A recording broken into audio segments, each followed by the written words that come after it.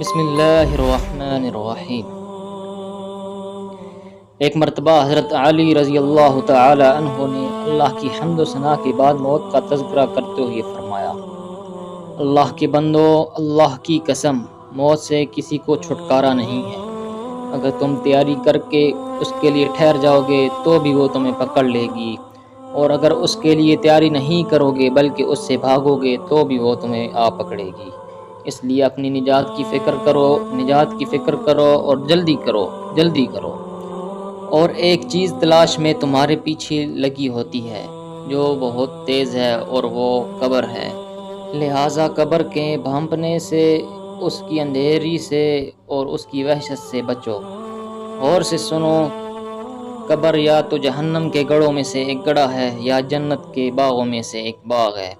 غور سے سنو، قبر روزانہ 3 مرتبہ یہ اعلان کرتی ہے: میں تاریکی کا گھر ہوں، میں کیڑوں کا گھر ہوں، میں تنہائی کا گھر ہوں۔ غور سے سنو، قبر کے بعد وہ جگہ ہے جو قبر سے بھی زیادہ سخت ہے۔ وہ جہنم کی آگ ہے جو بہت گرم اور بہت گہری ہے، جس کے زیور یعنی سزا دینے کے آلات لوہے کے ہیں، جس کی نگراں فرشتے کا نام مالک ہے، جس میں اللہ کی طرف سے کسی طرح کی نرمی اور رحم کا ظہور نہیں ہوگا۔ اور توجہ سے سنو، اس کے بعد ایسی جنت ہے جس کی چوڑائی آسمانوں اور زمین کے برابر ہے، جو متقیوں کے لیے تیار کی گئی ہے۔ اللہ ہمیں اور آپ کو متقیوں میں سے بنائے اور دردناک عذاب سے بچائے۔ اللہ کے بندو، دنیاوی زندگی تمہیں دھوکے میں نہ ڈال دے، کیونکہ یہ ایسا گھر ہے جو بلاؤں سے گھرا ہوا ہے، اور جس کا ایک دن فنا ہو جانا مشہور ہے، اور جس کی خاص صفت بدعہدی کرنا ہے، اور اس میں جو کچھ ہے وہ زوال پذیر ہے۔ اور دنیا اپنی جگہ بدلتی رہتی ہے، کبھی کسی کے پاس کبھی کسی کے پاس، اور اس میں اترنے والے اس کے شر سے ہرگز نہیں بچ سکتے۔ اور دنیا والے خوب فراوانی اور خوشیوں میں ہوتے ہیں، اور اچانک آزمائش اور دھوکے میں آ جاتے ہیں۔ دنیا کی عیش و عشرت میں لگنا قابل مذمت کام ہے، اور اس کی فراوانی ہمیشہ نہیں رہتی، اور دنیا کے لیے نشانہ ہے۔ ان پر دنیا اپنے تیر چلاتی رہتی ہے اور موت کے ذریعے انہیں توڑتی رہتی ہے۔ اللہ کے بندو، تمہارا دنیا کا راستہ ان لوگوں سے الگ نہیں ہے جو دنیا سے جا چکے ہیں، جن کی عمریں تم سے زیادہ لمبی تھی، اور جن کی پکڑ تم سے زیادہ سخت تھی، اور جنہوں نے تم سے زیادہ شہر آباد کیے تھے، اور جن کی آبادی کے نشانات بہت زیادہ عرصہ تک رہے تھے، اور ان کی آوازوں کا شور بہت زمانے تک رہا تھا، لیکن اب ان کی یہ آوازیں بالکل خاموش اور بجھ چکی ہیں، اور اب ان کے جسم بوسیدہ اور ان کے شہر خالی ہو چکے ہیں، اور ان کے تمام نشانات مٹ چکے ہیں، اور کلی اور چونے والے محلات، مزین تختوں اور بچھے ہوئے گاؤ تکیوں کے بجائے اب انہیں چٹانیں اور پتھر مل گئے ہیں، جو ان کی بغلی قبروں میں رکھے ہوئے ہیں اور گارے سے بنی ہوئی ہیں، اور ان کی قبروں کے سامنے کی جگہ ویران اور بے آباد پڑی ہوئی ہے، اور مٹی کے گارے سے ان قبروں پر لپائی کی گئی ہے۔ ان قبروں کی جگہ آبادی کے قریب ہے، لیکن ان میں رہنے والے بہت دور چلے جانے والے مسافر ہیں۔ ان کی قبریں آبادی کے درمیان ہیں، لیکن ان قبروں والے وحشت اور تنہائی محسوس کرتے ہیں۔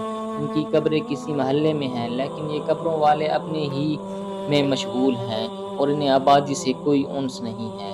حالانکہ یہ قبروں والے ایک دوسرے کے پڑوسی ہیں، اور ان کی قبریں قریب قریب ہیں، لیکن ان میں پڑوسیوں والا کوئی جوڑ نہیں ہے، اور ان میں جوڑ ہو بھی کیسے سکتا ہے جب کہ بوسیدگی نے انہیں پیس رکھا ہے، اور چٹانوں اور گیلی مٹی نے انہیں کھا رکھا ہے۔ پہلے یہ لوگ زندہ تھے، اب مر چکے ہیں، اور عیش و لذت والی زندگی گزار کر اب ریزہ ریزہ ہو چکے ہیں۔ ان کے مرنے پر ان کے دوستوں کو بہت دکھ ہوا، اور مٹی میں انہوں نے بسیرا اختیار کر لیا، اور ایسے سفر پر گئے جہاں سے واپسی نہیں۔ ہائے افسوس، ہائے افسوس! ہرگز ایسا نہیں ہوگا، یہ اس کی صرف ایک بات ہے جس کو وہ کہہ رہا ہے، اور ان کے آگے آڑ یعنی عالم برزخ ہے، اس دن تک کے لیے جس دن لوگ دوبارہ زندہ کیے جائیں گے، اور تم بھی ایک دن ان کی طرف قبرستان میں اکیلے رہو گے اور بوسیدہ ہو جاؤ گے، اور تمہیں بھی اس لیٹنے کی جگہ کے سپرد کر دیا جائے گا، اور یہ قبر کا امانت خانہ تمہیں اپنے میں سمیٹ لے گا۔ تمہارا اس وقت کیا حال ہوگا جب تمام کام ختم ہو جائیں گے اور قبروں کے مردے زندہ کر کے کھڑے کر دیے جائیں گے، اور جو کچھ دلوں میں ہے وہ سب کھول کر رکھ دیا جائے گا، اور تمہیں جلال و دبدبے والے بادشاہ کے سامنے اندر کی ساری باتیں ظاہر کرنے کے لیے کھڑا کر دیا جائے گا۔ پھر گزشتہ گناہوں کے ڈر سے دل اڑنے لگ جائیں گے، اور تمہارے اوپر سے تمام رکاوٹیں اور پردے ہٹا دیے جائیں گے، اور تمہارے تمام عیب اور راز ظاہر ہو جائیں گے۔ ہر انسان کو اپنے کیے کا بدلہ ملے گا۔ برے کام کرنے والوں کو اللہ تعالیٰ برا بدلہ اور اچھے کام کرنے والوں کو اچھا بدلہ دیں گے، اور اعمال نامہ سامنے رکھ دیا جائے گا تو آپ مجرموں کو دیکھیں گے کہ وہ اس اعمال نامے میں جو کچھ لکھا ہوا ہے اس سے ڈر رہے ہوں گے اور کہہ رہے ہوں گے ہائے ہماری بدقسمتی۔ اس اعمال نامے کی عجیب حالت ہے کہ اس نے لکھے بغیر نہ چھوٹا گناہ چھوڑا اور نہ بڑا، اور جو کچھ انہوں نے دنیا میں کیا تھا اسے وہاں سب لکھا ہوا موجود پائیں گے، اور آپ کا رب کسی پر ظلم نہیں کرے گا۔ اللہ تعالیٰ ہمیں اور آپ کو اپنی کتاب پر عمل کرنے والا اور اپنے دوستوں کے پیچھے چلنے والا بنائے، تاکہ ہمیں اور آپ کو اپنے فضل سے ہمیشہ رہنے کے گھر یعنی جنت میں جگہ عطا فرمائے۔ بے شک وہ تعریف کے قابل بزرگی والا ہے۔